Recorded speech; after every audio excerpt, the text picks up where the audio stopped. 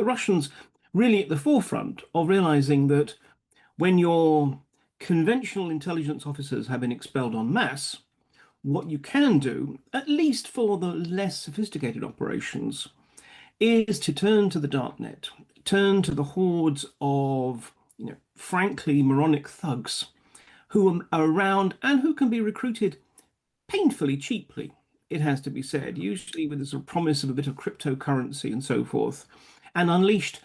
And the great virtue of these kinds of criminals being used as proxies is precisely that they are in some ways the human equivalent of drones.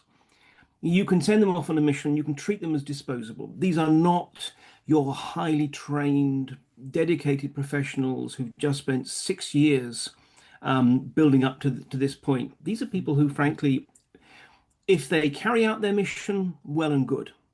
But even if they don't, the subsequent trial and so forth helps build this atmosphere of alarm and concern and despondency about, oh my gosh, how can we defend against this?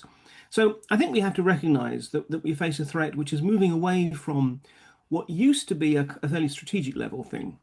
Sanctions busting. One can look at North Korea, the degree to Yeah. which the regime's Bureau 39, which is Yeah. in effect its Ministry of Organized Crime, helps keep the Hermit Kingdom afloat with massive cyber crimes, methamphetamine smuggling operations, and the like.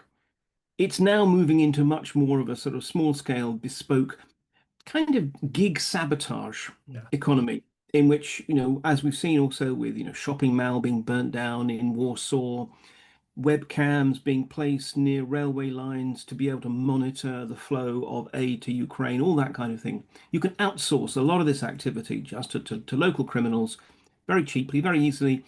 And in many cases, they won't even know, frankly,